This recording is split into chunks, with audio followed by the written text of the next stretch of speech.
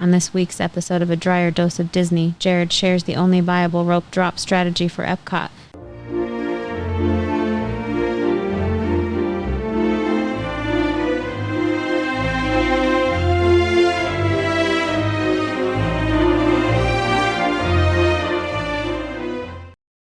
Welcome to another episode of A Drier Dose of Disney. I'm your host, Jared Drier, and today we are in part 2 of our rope drop strategies, and we are going to be covering EPCOT.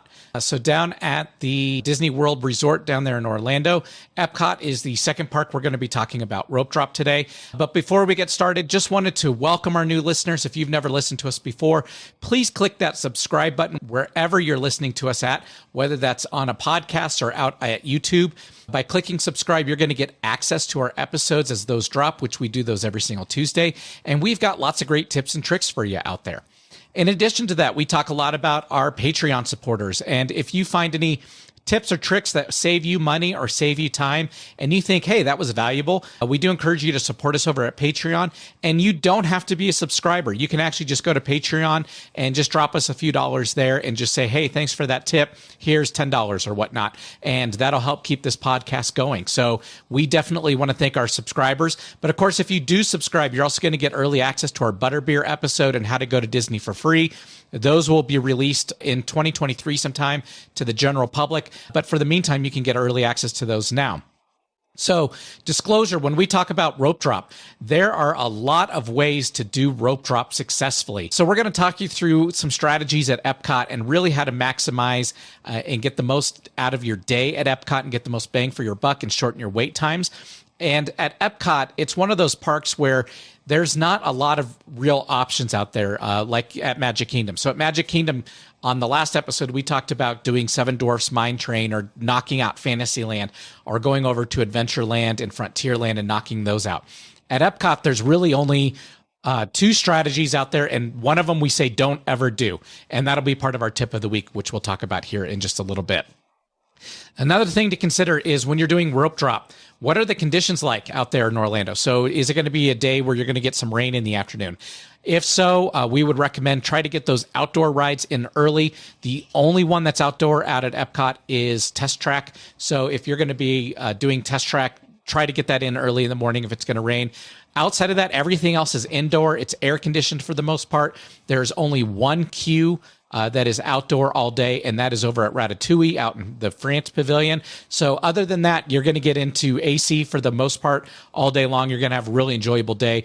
EPCOT's our favorite park. We love it just because of the World Showcase and all the great food you can have. So we definitely say this should be a top priority park to go to.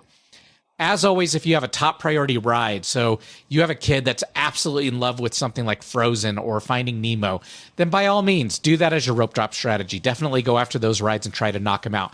But if your family's flexible and they want to get the most out of their day, then this is the episode for you. With that being said, let's dive right into it. And actually, this will be a short episode today just because there's really only one strong strategy when you go to EPCOT. So right out of the gates, when you show up for rope drop, and I don't even need to pull up the map just because you guys are familiar with it and there's really only one way to go. The non-resort guests are going to be stopped outside of Spaceship Earth, and you're going to be waiting there while the resort guests get to go into the side over there on the right, and they get in 30 minutes early. Whether you are a resort guest or you are not a resort guest and you're getting in 30 minutes later, your rope drop strategy is identical and should be identical. Okay, so right out of the gates, as soon as you get in, the first ride you're going to want to hit is Guardians of the Galaxy Cosmic Rewind. It is there in the front left of the park as you walk in. It's one of the first rides you're going to come across. That is going to be the busiest ride all day. Today, the day that we're recording this, they still have virtual queue going for this ride. So you're going to want to get virtual queue at 7 a.m. for that. However, that virtual queue is going to go away here in the next couple months. And even likely by the time this podcast episode is live, it may or may not still be in effect. So we are going to pretend that it is not in effect anymore and that virtual queue is gone. You are going to want to rope drop Guardians of the Galaxy Cosmic Rewind as soon as you get there. The good news is the resort guests, those that got in 30 minutes before you, have already gone through this ride. This ride, the pre-show going through the ride is about a 10 or 15 minute experience. So for the most part, most of them have already gotten through it. By the time rope drop happens for the general population, you're going to be able to get in there. Your wait time is going to be short if you're close to the front of the line. So we definitely say do nothing else. Go right after Guardians and rope drop that as soon as you get in. Once you're done with that ride, once you come out, the next ride that we'd recommend, there's actually 2 rides that you can go on. And this is going to split whether you're going to stick to the left or you're going to stick to the right. And then eventually you're going to swap back. But the question, is it important for you and your family to ride Mission Space Orange? And the orange track is the one that they have said for years. They've dubbed it the vomit ride at Epcot. It is by far the most intense ride at any Disney park whatsoever. I've ridden it only once. It made me terribly sick. This one just is going to spin you till you're spun to death, pretty much. So the orange track is very aggressive. It's a popular ride because of that. If you want to do the orange track, I'd recommend when you come off Guardians of the Galaxy, go ahead, go over there and do the orange track, followed then by do test track in single rider. Do not do general queue for test track. Go straight into single rider and knock that out. And then you're going to hop over to the right side of Epcot over there. And then you're going to start with Soarin', do Living with the Land, come out, and then you're going to do Finding Nemo. At that point, once I'm done with Finding Nemo and doing all the sea stuff, I'd probably come back and do Spaceship Earth because you're right there. And then I would go towards Figment and then make my way through the World Showcase. In contrast, I told you that you have 2 choices. If you are not interested in doing Mission Space Orange, skip Mission Space for right now. You're going to hold off on that, and you're going to jump over to the other side, and you're going to go into Soarin'. And the reason is Soarin' is one of the slowest rides in the aspect of loading and unloading it in all of Disney World. So that one, though there are 3 theaters for Soarin', takes a pretty long time to get through the queue and to get into the theater and do Soarin'. So we're going to recommend after you do Guardians of the Galaxy, if you are not interested in Mission Space Orange, jump over and do Soarin' next, just because that one's going to get backed up, and that is a slower queue throughout the day. Once you're finished with that, we recommend then going to Living with the Land because it's right there in the same pavilion with you. And then once we're done with that, we always like to get the strawberry shortcake or some desserts there at that little quick service counter because they are fantastic. That is some of the best food in the park is down there by Soarin' and Living with the Land. So we encourage you to check that out. Once we're done with that, we come out and we go to the Living Seas with Finding Nemo, and we go do the Nemo ride and then explore the Living Seas and see all the cool animals that are over there. That's an incredible exhibit if you've never been there. It's much like an aquarium at any large city where they have manatees, they've got dolphins, they've got sharks, they've got fish, they've got all kinds of cool marine life. So definitely you want to spend some time there, check that all out. When we come out of there, usually we'll hit Spaceship Earth because it's not too far away. And then after that, we will go over either to do Journey to Imagination Land with Figment, or we will hop back over and do, we like Mission Space, the green side, because it's less intense and we don't get sick on it. From there, then we go into Test Track and we do Single Rider. So your whole goal is to knock out that lower portion of the park as quickly as you can.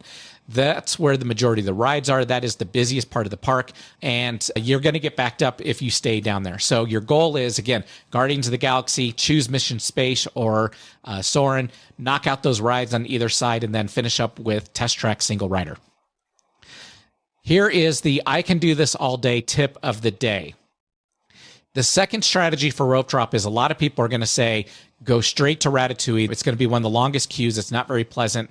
Go knock that out as quick as you can. We disagree 100% here at A Dryer Dose of Disney, and we're going to tell you our I can do this all day tip of the day is to not do that. And the number one reason is once you get back into the World Showcase, you have gone so deep into the park that you're now almost obligated to stay back there and keep going through the World Showcase. And the World Showcase does not open until usually about 11 a.m. for all the food stands. So we are telling you, do not go back there if you're doing rope drop. You're going to want to knock out the 6 pavilions up front in Spaceship Earth before 11 a.m. or before noon and get all those rides done, and then start to make your way out into the World Showcase. And you can go either way. I do recommend, if you're able to, move towards the left side. So do Mexico, do the Grand Fiesta with the 3 Caballeros, and then go to Frozen Ever After, the log ride over there that took over the old Viking ride. Do that, and then make your way around and finish at Ratatouille. And the reason is, no question, Ratatouille is going to be your longest wait. If you rope dropped it properly and you got onto Guardians very quickly, you did single rider at test track, Ratatouille by far is going to be your longest wait. But at that point later in the day, that wait definitely reduces quite a bit compared to first thing in the morning because so many people do rope drop it. So if you think about it, all those people that rope dropped it at the very beginning of the day are now back up at the front of the park trying to knock out their other rides. And the group that's back there in World Showcase, early in World Showcase in the early afternoon, is much smaller, and you're going to have a shorter wait at Ratatouille than you would otherwise. I will also say we have been to EPCOT 3 times since they opened up Ratatouille, and we only rode it once. It's a fun ride. It's a good ride to see once. I can tell you that once we rode it the first time, we said, hey, that was a good time. We probably won't wait an hour because that's how long our wait was. We probably won't wait an hour to do that again. If it was 20 or 30 minutes, then yeah, we would go get in line for that. But anything more than that, it's probably not worth it for us as our family. But if it's your first time, save it for your last ride. Later in the day, it's going to be a shorter queue. It's going to be a quicker queue to get through. I will warn you again, the queue is mostly outdoors. So if it is going to rain, be mindful of that. If it's going to be hot, also be mindful of that because the day we went was extremely hot and we were melting over the 4th of July weekend when we waited there. But lots of cool things to see out in the World Showcase. We will talk in our episode about what to eat at EPCOT, about all the World Showcase and all the cool things there. But there are so many great places to stop. Grab a snack as you make your way through the World Showcase. Over there by Ratatouille are some great crepes. There is the French bakery, which is phenomenal. And we always get multiple things there and share those. But lots of cool things to see out in the World Showcase. So again, back to that tip of the day, the I can do this all day tip of the day. Do not rope drop Ratatouille. Save it for later in the day. You want to knock out the lower park and don't go into the World Showcase till 11 a.m. because that's when all the food opens up. So you want to stay in the main bottom part of the park doing the rides until 11. Now, I can also say when we have gone to EPCOT, we have never stayed till close. We are able to 100% of the time get through the entire park, ride every single ride, and have a great time without having to stay all the way till close. So let's say you started your day with Cosmic Rewind, Guardians of the Galaxy. You absolutely loved it because that is the best ride in the park. And you went through the entire park and you had fun and you ate and enjoyed yourself. Then at the end of the day, while you're working your way back out, you can stop and do Guardians of the Galaxy again as long as the general queue is open. Like I said, as we're recording it today, it is virtual queue. You can only get that once per day. You can buy an individual lightning lane. I would encourage you, it's not worth it. Don't spend the money over there at EPCOT. There's too few of rides. You're going to be able to get through everything. But by the time you hear this, the virtual queue's probably gone. So hit it a second time on your way out of the park. But EPCOT is by far our favorite park, mostly because of the food and all the cool things you can do there. It is a great place to go. But that is our rope drop strategy. And I will tell you this, if you can knock out that bottom part of the park first, starting with Guardians, hit Mission Space if you're doing Orange or go to Soarin', the rest of your wait times are going to be very short with the exception of Ratatouille at the end. One last call out. If you ever heard our episode on our wait times accurate, one thing I do want to point out is the Frozen Ever After ride. Over there, you will commonly see the wait times get up to 60, 90 minutes on the My Disney Experience app. That is not accurate at all. We have been backed up all the way outside of the ride to the actual doors where you go in. And that wait time was only about 45 minutes, and that was with thousands of Lightning Lane people coming through. So I can tell you for the most part, they do not have the queue space back there, so they're going to make it look as unattractive as possible. If you go all the way in and you're around that light pole, which is in the center of the general queue, your wait time is probably going to be closer to 15 to 20 minutes. Definitely keep an eye on that Frozen Ever After wait time that's in the My Disney Experience app. You want to catch that on the lower end, but don't be afraid of it if it gets real high, because unless there's people out in the pavilion standing out in the open air, your wait time is going to be less than 45 minutes, or should be less than 45 minutes. With that, those are some great tips for you guys. Enjoy EPCOT. It is, like I said, our favorite park. Get lots of food.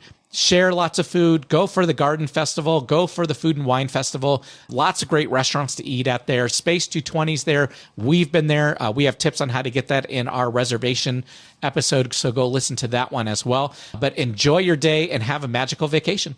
Bye-bye.